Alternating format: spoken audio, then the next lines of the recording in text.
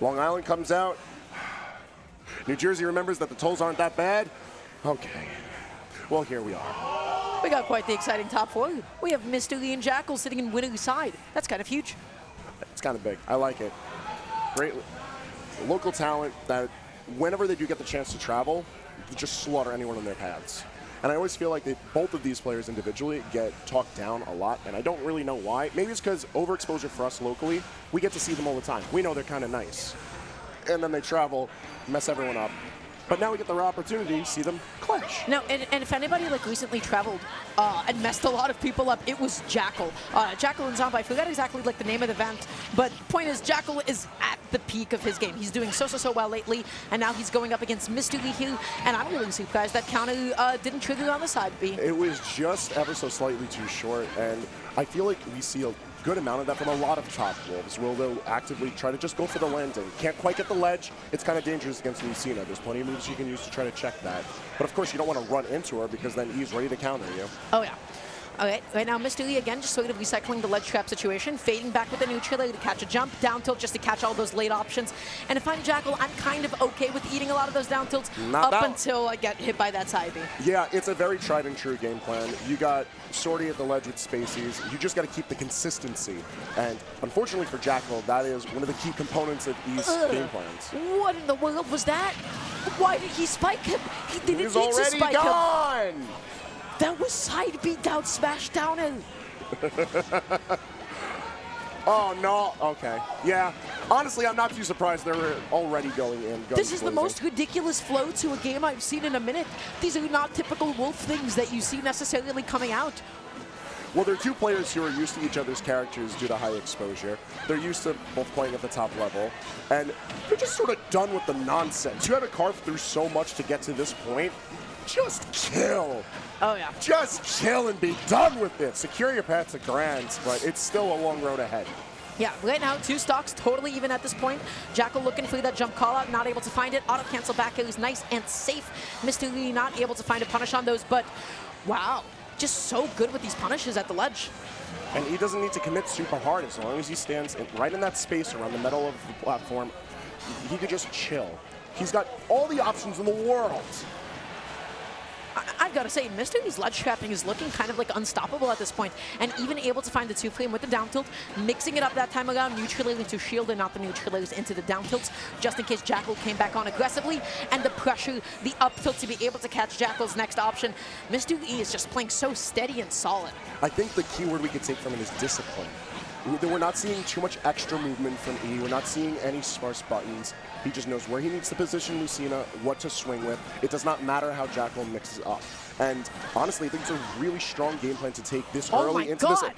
He leaned all the way into it. He wanted the outer hitbox of up B. And you know what? It almost connected. But alas, the back hit of the Dolphin Slash ended up helping out Jakal at the end. I've never seen Lucina's go that deep. That is new to me. Listen, winners finals, you got to risk it for the biscuit. Jakal looks a little lost at the ledge, I can't lie. He's going to need like a game or two to be able to actually figure this out. But this ledge trapping is unstoppable. Well, that's what I was touching on, is that he is not really committing super hard to really anything. He's just looking to space himself around so that no matter how Jakal reacts, no matter how he mixes it up, no matter how simple or complex the option is, he just doesn't really care, and he'll react anyways. He's a very strong reactionary player, so this style of play is just working wonders to take game one. He's just doing such an amazing job of capturing all of these different landings. I know like I sound like a bit of a broken record at this point, keep talking about the ledge, but that is where Lucina excels. That is listen, when like 80% of game one's taking place from ledge to ledge, and the most stage play we see is like an up tilt at center stage for a split second, yeah, we're going to be talking about the ledge play a lot. And especially when you consider that that's where spaces are at their weakest. That's where Wolf is going to have the least amount of options. And of course, that's where E is going to be the most bold in challenging Jakal. Mr. Lee is just so good at knowing when to use his reactions and when to go for like preemptive coverage and when he actually alternates between the two. He has such a good intuitive sense of ledge trapping by fading back with the neutral leg, by pressing safe down tilt and knowing when to alternate with shield, and he doesn't let Jakal get away with safe options. Now, that being said though, Jakal looking through all these platform extensions, huge damage now, 59% and counting. I'm such a big fan of the Jakal juggle play, just constantly going for the up throws to see how your opponent's going to react, and just rack up that free damage. You don't have to over overextend too hard, no fancy combos, no big reads. It's very simple but effective play. And I think it's a great counter to E as well, given that he's giving equally simple but beautiful play. Really, really simple neutral here, right? We're seeing Jakal jump in, double jump, wait out Mr. Lee's next option, look for the opening. Whiffing that side B is a huge opening, though. Popping out that laser forces one of those options, which is that air dodge. Jakal backs off a little bit just in case Mr. Lee presses an immediate up B or perhaps a forwarder. And now Jakal just needs a way to reset neutral. Uh-oh. There's nothing that he could have done there. Nah. Mr. Lee just got him that hard. That was such a confident shield breaker. There was a few moments where we had seen that Jakal was trying to opt for a short hop aerial, shield, short hop aerial, shield, just trying to bait some sort of reaction. Unfortunately, when you're that repetitive, not getting any bites, he's able to sit there and notice the pattern. You can't be that repetitive, especially if you're throwing an option with a shield against a character that literally has a move for that. Forget any of the other shield pressure that Lucina's able to pay out in big dividends. This is shield pressure, the move. Yeah. This is the exact thing that you need to be able to punish It came free at the character select screen. Okay, really good use of the F tilt there as an anti-air, catching Mr. Lee on that jumper, maybe also with the expectation to catch like a dash in. Drop down, double jump neutrally, successfully punished thanks to, Wolf's massive back air. Jakal now evens up that stock and, he gets a down throw, he gets a falling forward, he gets so much damage off of this. If he could just get in, I think is the big issue, but playing at the ledge as Wolf here, not as favorable if it was the other way around. You don't have as many options because he could just swing out of the corner, a luxury that Jakal has been consistently denied since the beginning of the set. Oh, tries to lean into that back air, a little bit too far back to actually fully connect it there. Not able to find it, and mixing up with those double jumps just keeps on making Mr. Lee go for those preemptive down tilts. The landings that Mr. Lee can't react to that he has to guess in advance. I've also noticed that Jakal is putting a lot heavier reliance on play at the platform, so where we were able to see a ton of that ledge play with E in the driver's seat, Jakal just wants none of that. Just force E to get to him. And look at how the game is. I would say it's always a dash attack, clean up a stock. Yeah, 50-50 dash attack. Immediately to the plat.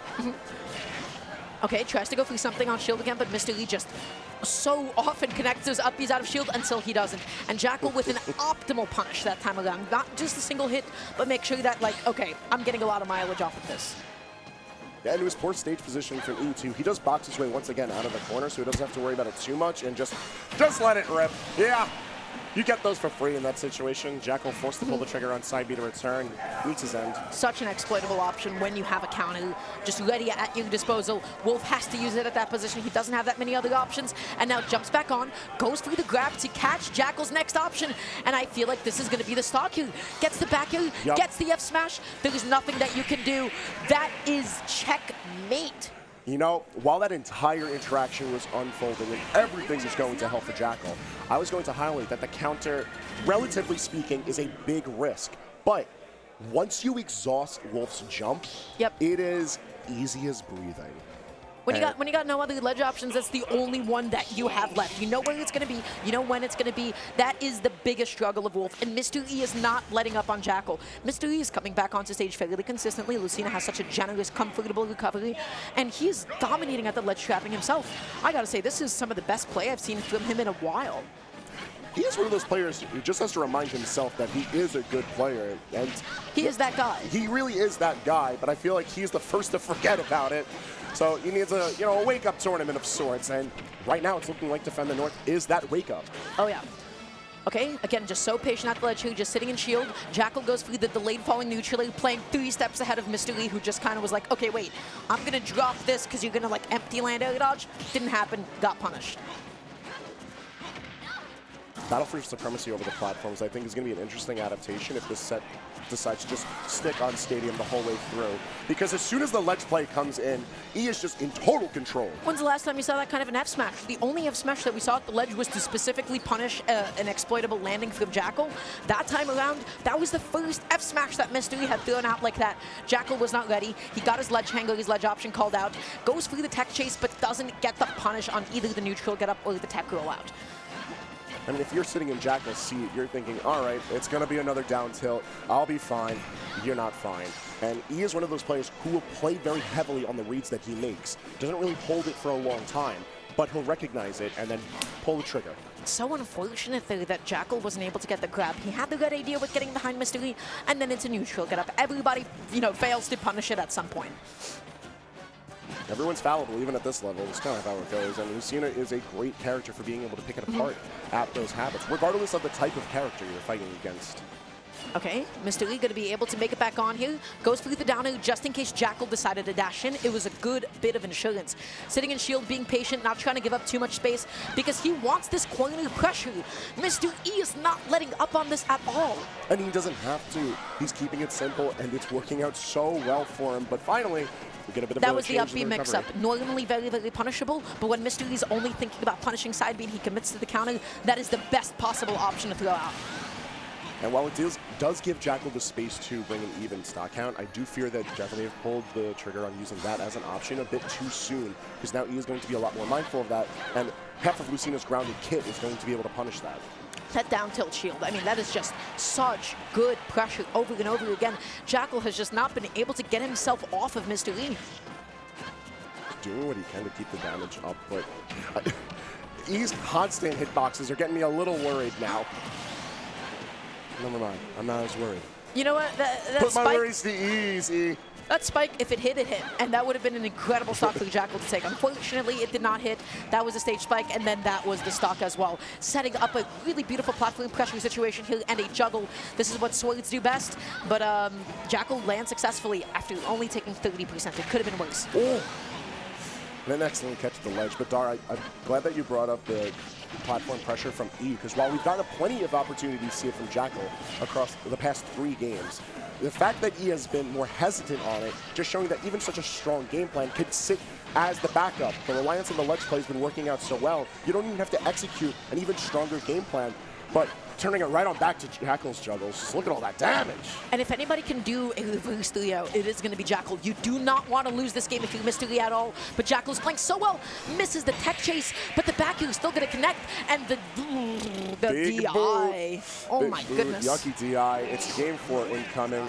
Dara, as I was getting ready for the swap with Ajax, I had noticed a little something about this bracket, a little something about this top 12. 7 of these games went to game 5. There's something in the air. Almost all of them, the person who had lost was up 2-0. A lot of reverse 3-0s. It's not something that you see typically, let alone that often in one tournament, let alone that often within the top 12. Do you think we're getting another one? Yeah. Statistically, we are getting another one. Jakal is the kind of a player, when he is down 2 games, he is somebody who is able to take it to game 5. The question is, at that point, who actually does it, but he can adapt, he is aggressive, and that game he displayed a level of damage output, and now he's opting for laser in the beginning. Oh no. Oh, it's going to hell immediately, huh? Bring things to the battlefield and just decide to go all out? Look how optimal that entire edge-guarding sequence for Mr. Lee was. He knew, hey, even if I can't get a kill here, I know how to safely continue to pressure, use, my dancing blade so that it stalls me and I can still recover and make it back on. And now look at the situation. Jakal down a little bit too low off of just 2 advantage states. Mr. Lee just destroyed Jakal's stock. Mastercraft play. The ledge play has been the name of the game this entire set, and you get a lot more wiggle room on Battlefield than you do on PS2. You get to be a lot more bold with how you decide to play, especially against a character like Wolf. Okay, tries to go through the up B mix-up there, trying to say, hey, am I going to land on this platform? Am I not going to do that? But now it is Jakal's ledge trap. He's trying to thread him with the back areas, so he conditions the neutral get up, but didn't actually find the next punish afterwards. Mr. Lee resets neutral successfully, but good late neutral into the dash attack. Wow. All right, simple forward tilt cleans it up. Although there was one thing that I picked up on from E that I'm hoping Jakal picks up on as well, for his sake. He's holding on to his jumps for dear life. And if he's going to be trying to force more of these wacky offstage situations, especially beneath the stage, Jakal can turn situations around in the blink of an eye. Yep, you live and die by your double jump as Lucina. I feel like I say that about so many characters, but what an option. The down air spike to punish the up B. Jakal now down 2-1. This isn't looking so good. No, E is playing fiercely right now. And you have to do something crazy to slow down anyone playing like this. But Jakal's still playing very reserved. It's one of his best features as a player. Look at the layers to Mr. Lee's gameplay. He's popping out a neutral and then sometimes he alternates and wants to punish a jump out of shield. Sometimes he just catches a rising jump to begin with. Jakal has to cut this bleeding ASAP. That's a tall order, Dara. You look at the percentages, you look at the stage positioning. He has not been forced out of this style of play within all of these games. Oh, yeah. Okay, looking for that side beat, didn't actually find it, missing that tech, and still catching that with the very last hit of the Dancing Blade? I can't believe that connected. That was just beautiful. Huh. There was no hesitation on that Dancing Blade either. I really thought that Jakal fell out of it. It was so far spaced back. But alas. Nah, he landed that like he knew. He knew. He felt it. He's been in that situation so many times. Between the two, I mean, what neutral is there to be actually played when Mystery is not only getting countless damage for every single edge-guarded situation, when he finds all of those different spikes, all those different stage spikes? He really just knew how to exploit Wolf's biggest weakness. He did not let Jakal get away with getting back onto the stage. Yeah, you don't have a lot of options when you consider like what is weak on Wolf. Wolf himself is a very well-rounded, strong character, but not infallible. So you take those little weaknesses, you hone your game plan around that, and complementary to E's style of play with Lucina. Anyways, there's a lot of synergy in that game plan. There's no reason to let go of that, and clearly it worked out. And then when it actually came to like the neutral and the pressure itself, Mystery just like has such a good intuition of like, okay, I'm gonna press neutral. What am I gonna alternate out of this? Am I going to sit and shield and then punish either you pressing aggressively out of disadvantage or still landing with an air dodge and I'm still able to punish you on a reaction? He knows when to rely on his reactions to optimize those situations. Speaking of a lot of reactionary play that we saw, there was a very consistent, just simple punish, return to neutral, or even just steal a